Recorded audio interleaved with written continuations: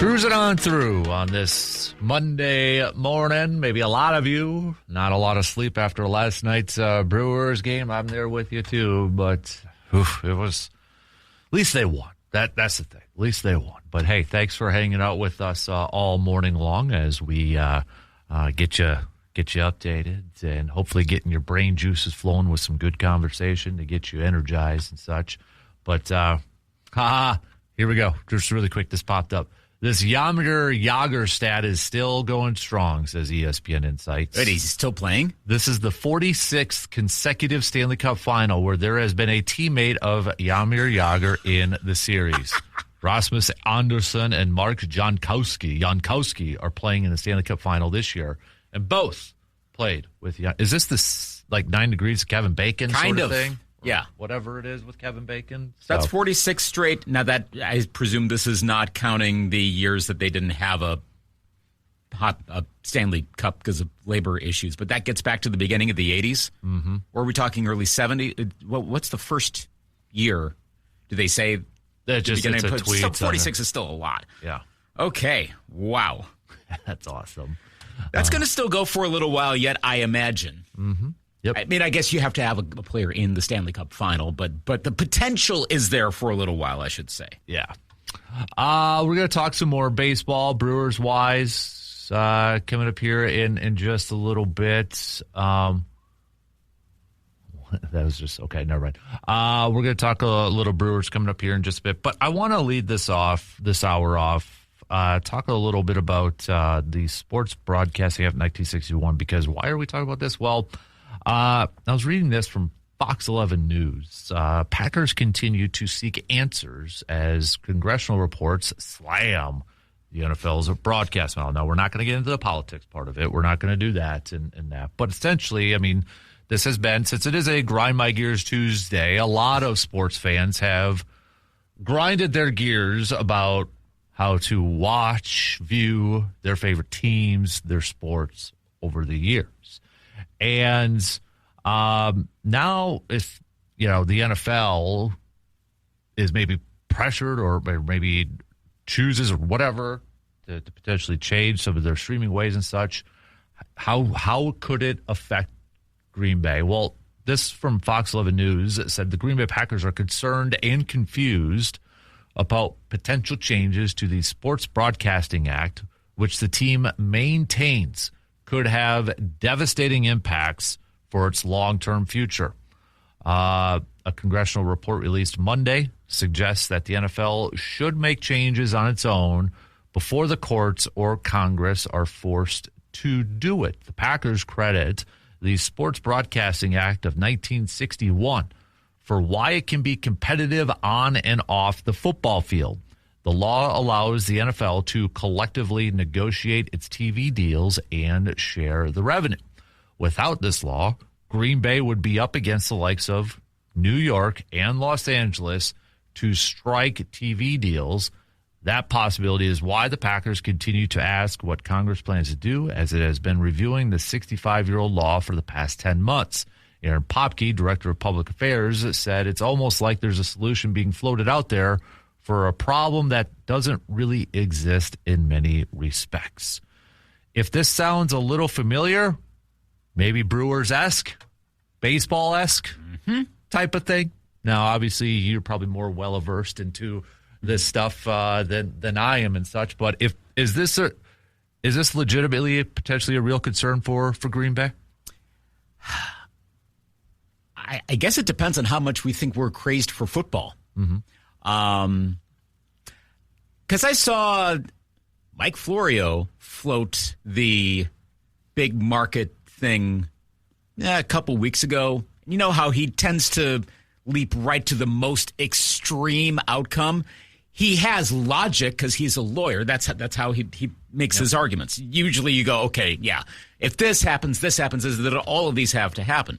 So at first I was like, you sure about that? Interesting, but I'd never thought of that before, and now it's suddenly coming up everywhere. This notion that, I'm going to use Florio's example, but given that this has gone a lot more mainstream in the last day or so, really, the gist of it would be, if the Sports Broadcasting Act goes down, if the House Judiciary Committee, they have this They have the hearing. This goes to the House, goes to the Senate, gets signed. It's all the usual legislative process happens.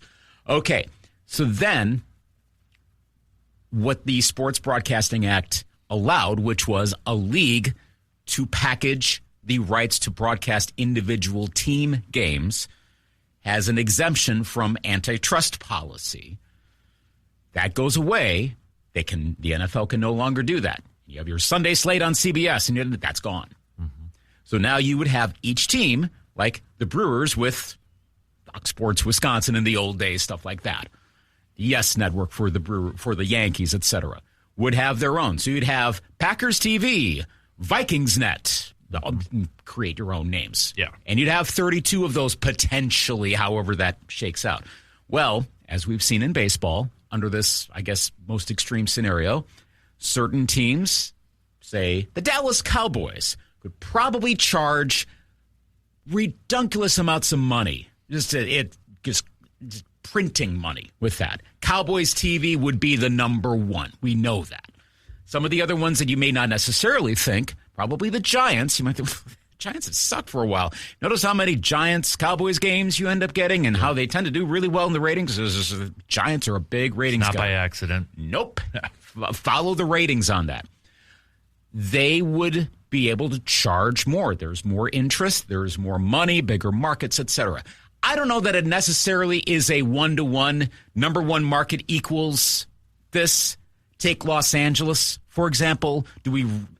I'm skeptical that, to a degree, the Rams, but especially the Chargers, suddenly are going to be raking in money.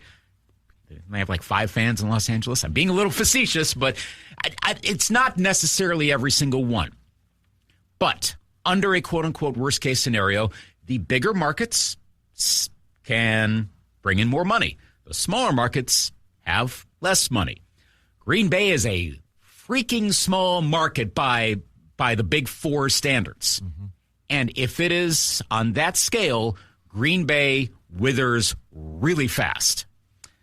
Among other teams, like probably like Jacksonville, probably think of some other lesser performing teams like the Arizona Cardinals. Mm-hmm. You're in a somewhat, not a small market, but they also I don't think they have as much of a fan base compared to other teams. Mm-hmm. So those start falling by the wayside. And eventually you have a split. Like we've discussed in college football, like we've seen happen we've had divisions in pro soccer, but we've heard of super leagues. And do we end up in a scenario? Florio didn't have a time frame in his idea, but let's say this happened later this year and Congress quick passes it. This is politics. Extremely unlikely with an election coming up. It's not happening this year. But let's say it happens next year. Even if there's a switch in power of one chamber of Congress. This doesn't seem to be a partisan thing. Mm-hmm. If you get in the weeds, you might get blah, blah, blah. By and large, it's not Democrat, Republican. You could see a scenario that, regardless of who's in control, it could get passed. So let's say 2027, House repeals it. Senate repeals it. There's no filibuster or anything. Trump signs it. Okay, now it's Sports Broadcasting Act is gone. 10 years from now, 2037, you could have a 12-team, 16-team Super NFL. Cowboys, Giants, Patriots, probably Commanders, Eagles for sure. Jets because it's New York. Yeah. Rams probably get in, the 49ers. And then there's the second tier. Maybe there's a promotion or relegation thing, so you're not locked in one way or the other. Maybe there's like one team that goes up and down, and the Packers are now fighting for the junior championship. Presuming they're the Green Bay Packers anymore and they don't decide, screw it, we're moving to Milwaukee. Or in that scenario where the leagues are blown up, maybe the bylaws have changed enough that they're not insulated anymore. I know there's a whole lot of steps that would have to happen for the Packers to move, like a lot of steps. But what if that all gets changed? There's votes, blah, blah, blah, blah, blah. You're like, okay, this just isn't feasible anymore. And so the junior tier NFL leads to the St. Louis Packers. Mm-hmm. Mm. Like that is, I mean, you have to let your mind really wander on this, but I wouldn't call it impossible anymore. It's remote, but it is a slight possibility now.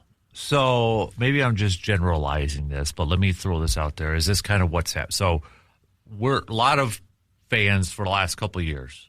Oh man, Netflix game. Now I guess is this almost the better scenario? Like, should we not complain about games being on Netflix and all that? Because this would be almost a worst case scenario. Potentially, you know what I'm trying to ask. If you believe the worst case scenario, now I don't necessarily believe that.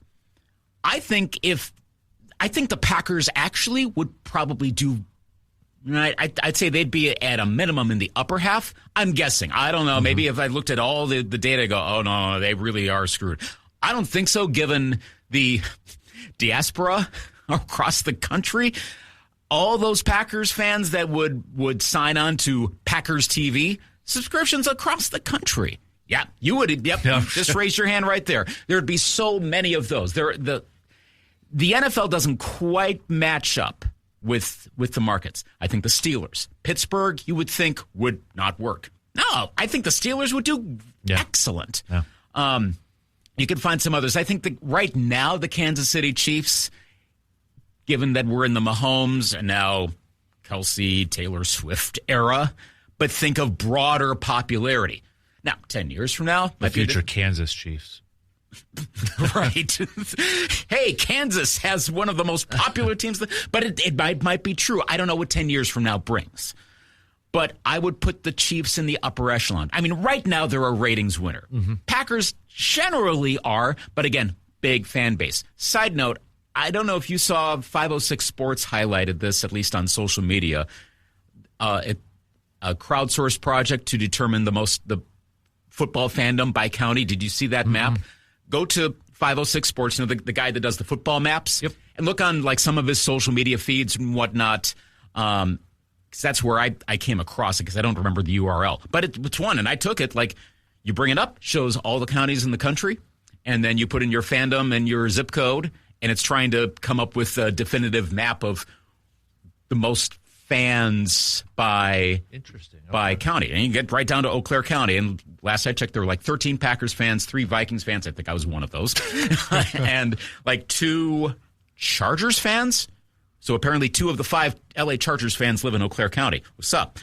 That you can see where all the green is potentially right. I'm sure if you were to sort it by team, you'd probably see a lot of Packers everywhere. Probably see a lot of Chiefs, a lot of Steelers, a lot of Cowboys, of course. So I think the Packers probably would be relatively okay. I think they have the history to go there. Obviously, I'd be more concerned if I were, like I said, a Jaguars fan, probably a Cardinals fan, a Panthers fan, maybe a Lions fan. I mean, until their run here lately, I don't know that they would be able to survive a top half. Vikings could go either way. I'm not sure. It could be a top half team. It could be a bottom half. I don't know if you were splitting it that way. The arguments being made here, I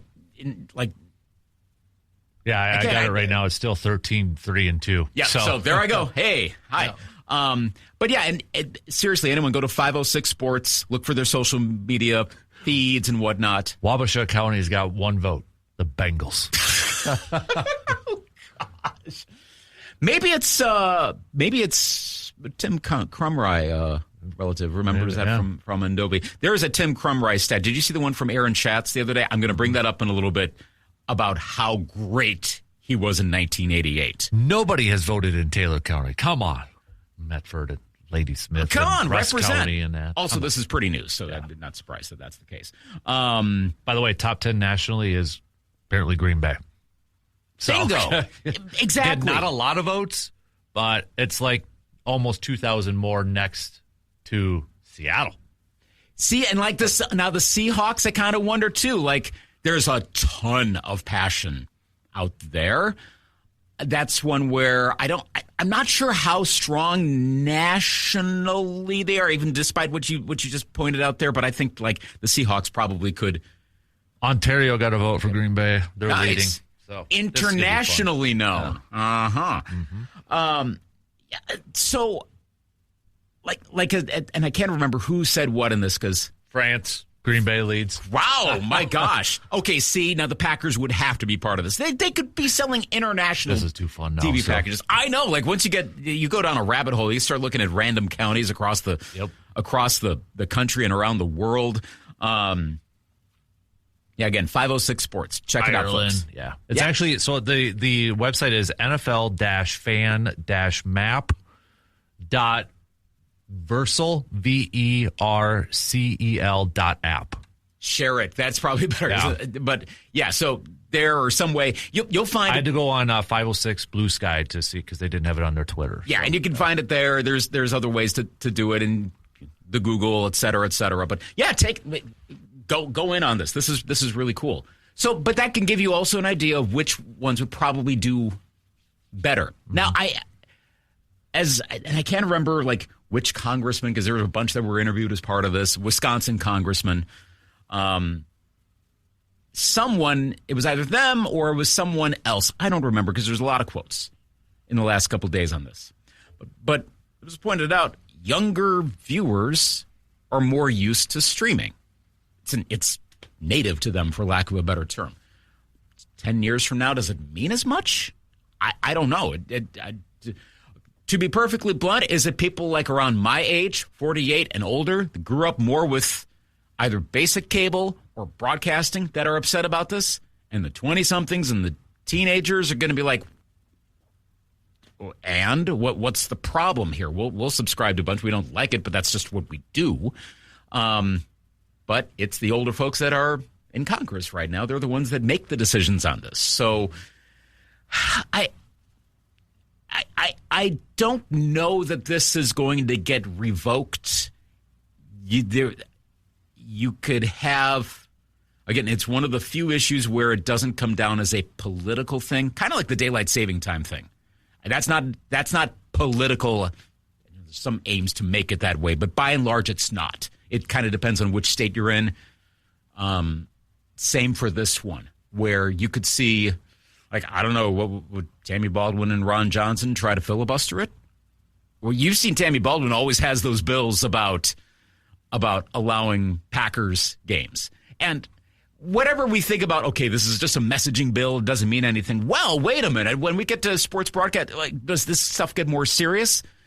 And does this get stopped? And I don't exactly know. I guess, like, would you, from everything you know, would you want this overturned? Understanding that the potential outcome could be everyone to their own. Essentially, if I'm gathering all this right, could this affect like the revenue from what Green Bay get? Not necessarily from our viewership, a little bit, but the biggest thing that Green Bay is concerned about is the revenue that they get in. Mm-hmm. And nobody wants naming rights to Lambeau Field, but I mean, you know, wouldn't you want this current model if you don't want naming rights to Lambeau Field? What is that kind of dumbing it down to that? You know, if you had to choose between the two, no naming rights to Lambeau, which a lot of people were in an uproar about, even though Ed Policy never really said that. He said doesn't want to go down there. And again, realistically, it's something stadium at Lambeau Field. Blah blah blah blah blah. They're not getting rid of Lambeau entirely. But so, am I wrong for saying, okay, let's say this does happen? Naming rights to Lambeau Field become more of a realistic thing? I think it goes even further. At this point, you can start to say, you know, Lambeau Field was built back in 1957. Not too many venues are that old. ... Now, this is not meaning we're about to have a move to St. Louis here. Or Hammond, Indiana. If this really comes to fruition, I am never going to stop laughing about that. And I know there's precedent. I get it. The Jets and the Giants. I know. Come on. But I'm sorry. But these are the Bears. They still got to figure all this out. That's a tire fire down there.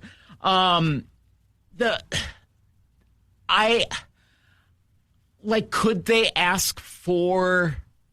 I mean, okay. So, is it Madison or Milwaukee? Would they move to halfway between Madison and Milwaukee? Try to take advantage of bigger markets, because Madison's quite the growth area. Milwaukee's been more shaky, even though they're the bigger city. But that's clearly where there's more of a market. Would they move to, I don't know, Pewaukee, build a stadium out there, and then build up a new title town down there? I'm throwing stuff off the wall right now, but like I don't see the Packers moving out of the state. I don't see them dissolving either. And that's where I go back to what I said at the very beginning. Football's popularity still is really strong. For the foreseeable future, it's durable. I was thinking about this with regard to the college football controversy of the last day. I mean, it is for the vast majority of us, it is just entertainment. A lot of I would say the vast majority of us don't place any bets of any sort. We don't even do like a $5 thing. We don't do any Kalshi, poly markets. We do nothing. We just watch the games. Maybe do some fantasy stuff, if that. Well, at the risk of knocking wrestling, where it's scripted, but it's still plenty popular, if you're entertained, what does it matter? If the quarterbacks are throwing games, what does it matter? If you're entertained by what you see on your screen, fine. That might be it. We might love football and maybe other sports enough, March Madness, all of that, to the degree where, sure, they're throwing games, they're not on the up and up, but wow, what a dunk, what a play, wow, what Go over to the NFL. Not that there's gambling there. You can get a lot of that the gambling out of the picture, but it's still football. We love football. Yeah, we don't like sucky football. If it's Jaguars, Cardinals on a Thursday night, that's actually not going to get great ratings. Preseason's not going to get the best of ratings. But by and large, we love to watch it. I think the money is mostly still going to be there. The fandoms are still strong. I don't know that the worst case scenario ultimately does happen. I don't know that we need to worry as much about a split and the Packers dissolving or being sentenced to being, let's presume the 18-game season, an 0-18 future under this future scenario. I guess I trust the Packers to know a lot more about how this could all go than I would. They know the numbers. We don't. Right. But I think it might be under a most extreme scenario, I think we'll be okay. But we got to let our minds be more open to all the possibilities. That's, I guess, the one darker thing to this. Yeah. All right. We got to take a quick break, but let's talk some baseball. Brewers back at it tonight. We'll hit that up. Coming up after these few words. Got another late one tonight with the crew, 9:05 first pitch. Again, you can listen to that game on the radio dials, 105.1 FM, 790 AM. Pre-game coverage begins at 8:30. Robert Gasser on the mound for the crew. Hopefully they got enough pitchers after last night's game. Pat Murphy, maybe kind of joking, say, not doing batting practice today after, well, that was like playing on a Little League field last night with 11 home runs and 16 challenges, ABS too. I mean, it had a little bit of everything. Yeah, I think it was Kurt Hogg was talking about the poor dirt. Yeah, it was like a really hard infield too. So yeah.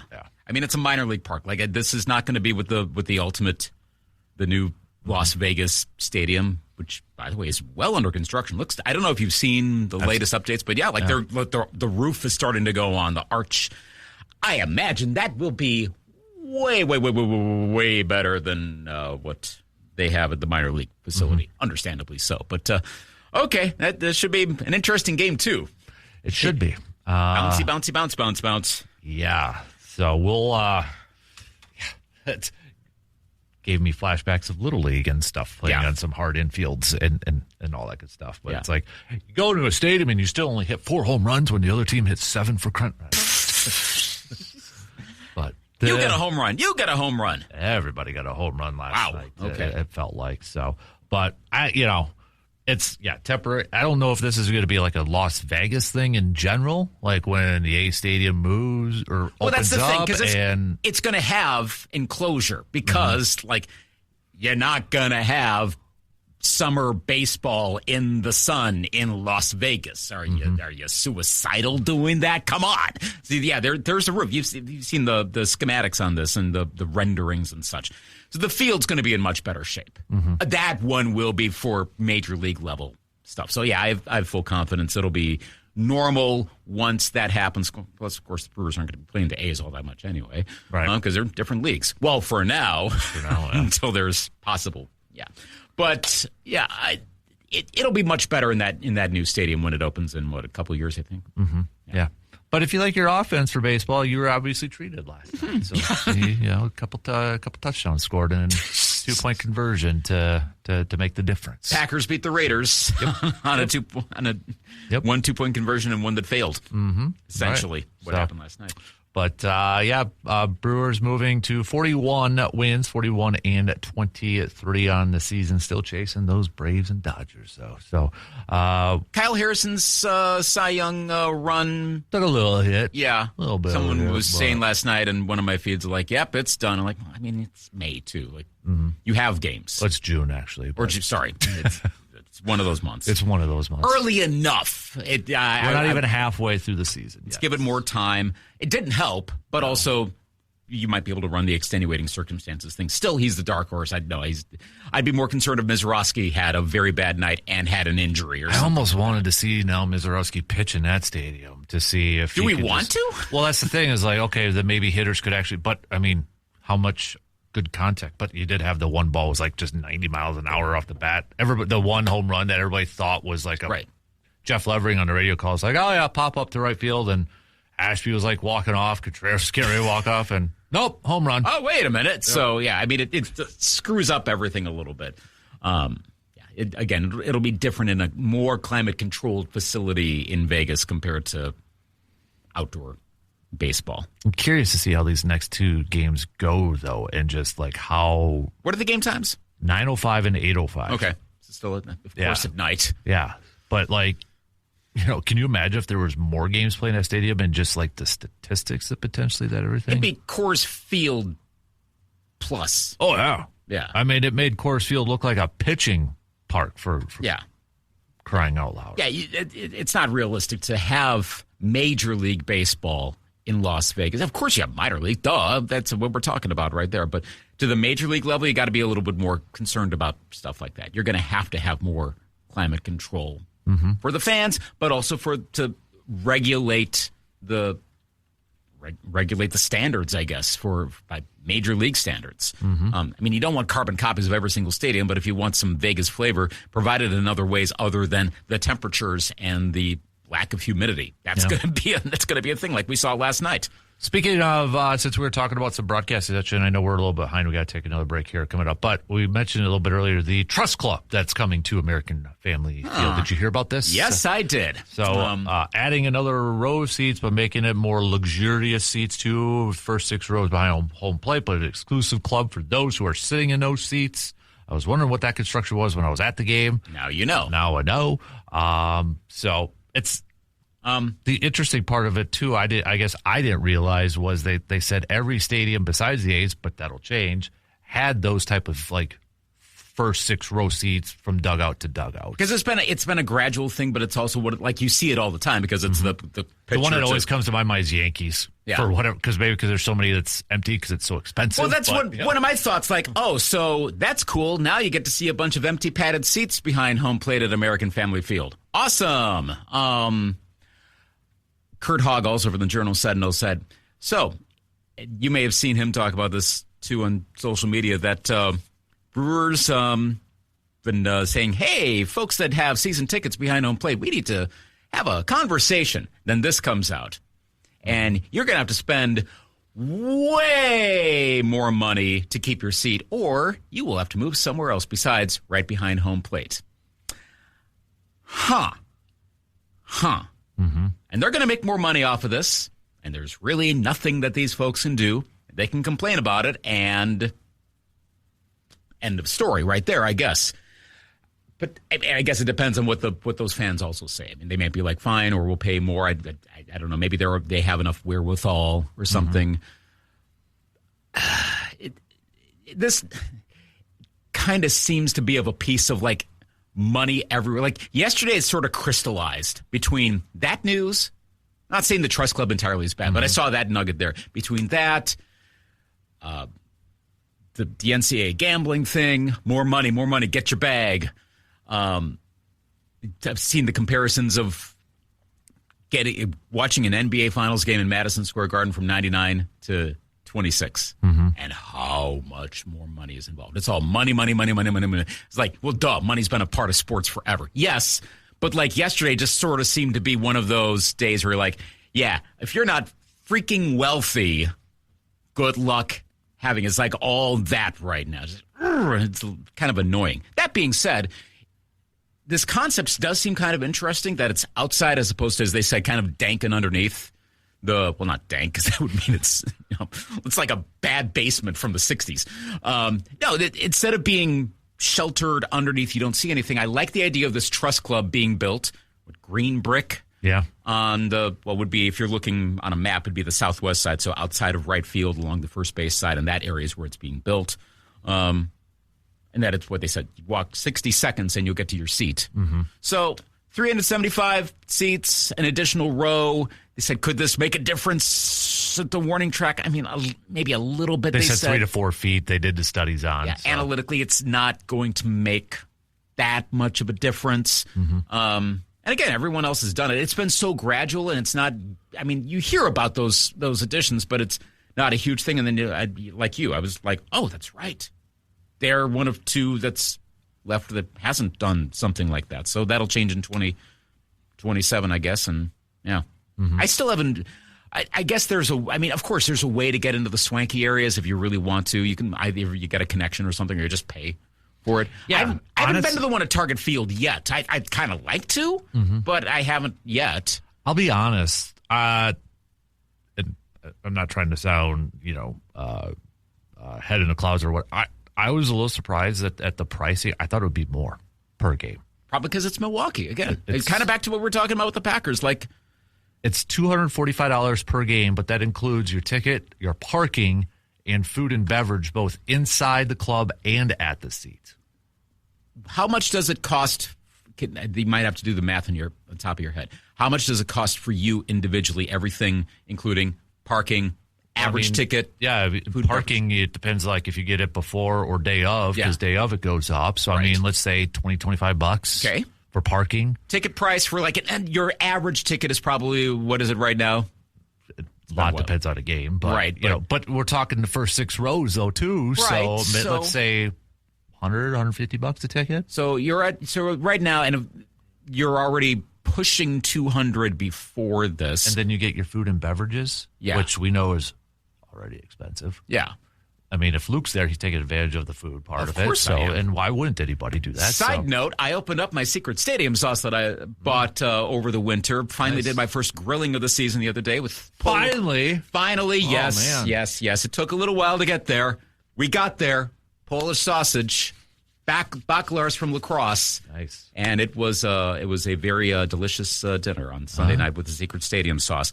It's not that, I guess if you look at it that way, it's not that much more. Then again, it's the difference between the season ticket and the whole package. And that's why there's, I think, the sticker shock that's going to come with this for the season ticket holders. Again, I don't know those folks back there or back behind home plate in those rows that are going to get blown out. So I brought up the Phillies game.